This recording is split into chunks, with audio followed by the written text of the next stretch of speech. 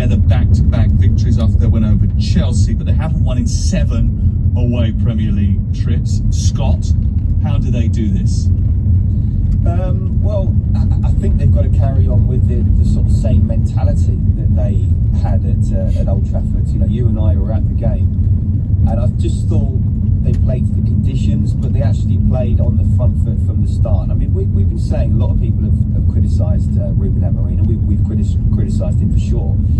But if you look at each particular game, and the stats actually suggest that in terms of getting towards the box and getting shots, not necessarily on target, that they're right up there, if not number one, Manchester United. So I just think there's been periods of times in games where 30 minutes here, 45 minutes there. I thought they were very good and deserved to win, certainly after the first half performance against Chelsea. They just need to do that on a more regular basis. And Bruno Fernandes, you know, whatever we say about him, he's not a 6, and he's really not. My goodness me, they need him in that side. He's just an absolutely superb player. Look, this is a great opportunity against a side that I still feel, if Keith gets them above the relegation zone, no matter how many places, he's done a great job. It's a great opportunity for United as well to get back-to-back victories.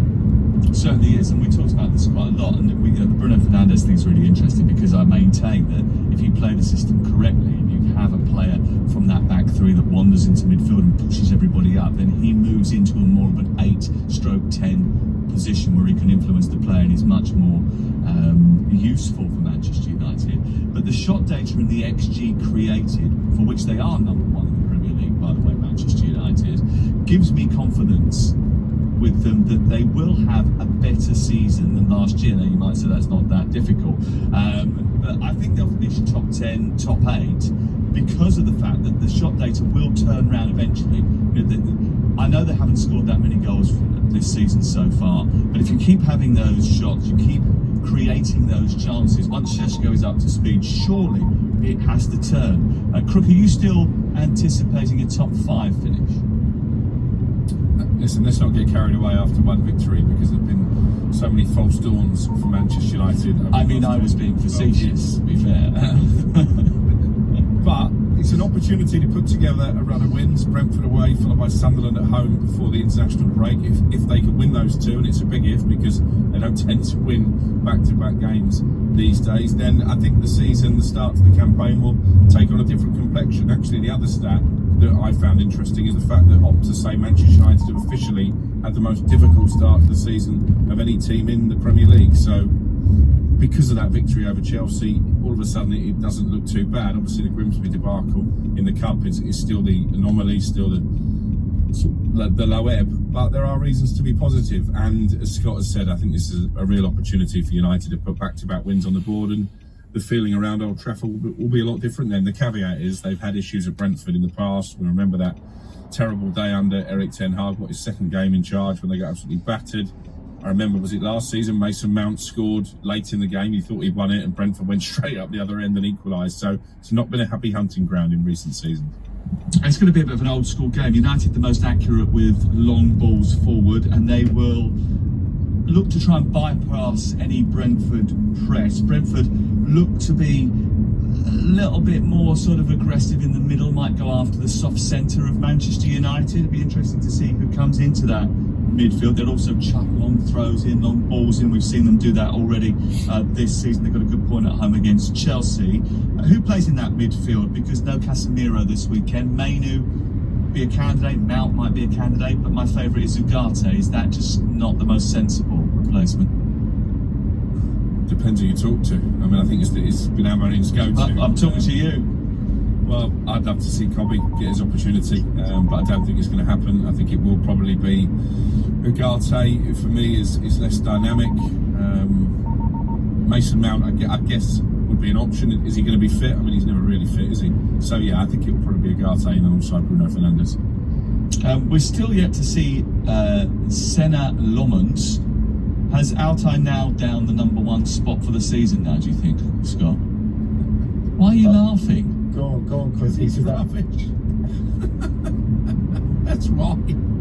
Oh dear. And he's been picked every single week, so is he the number 1 goalkeeper? Look, it's a fair question, but I mean, it doesn't matter now, you can't turn back time, but how they didn't get, or why they didn't get Donnarumma or Martinez, just that experienced position. You know, we talked about how you win games in both boxes. Well, you know, that's by having a great goalkeeper as well as having a very good goal scorer, and you need someone with experience. But they've gone down that route. What's the point of bringing in someone when Altay has been making all the mistakes he's been making, and you still keep him as the number one? You look like a bit of a laughing stock. But the thing is, then you're hoping that this youngster, clearly with a lot of talent, is able to handle something, you know, wearing the Manchester United shirt that a lot of, not just goalkeepers, but outfield players haven't been able to do for the last decade. But what's the point of bringing him in if you don't use him? Because Altay, I agree with Crookie, he's not good enough. Yeah, handling very important, especially in his position.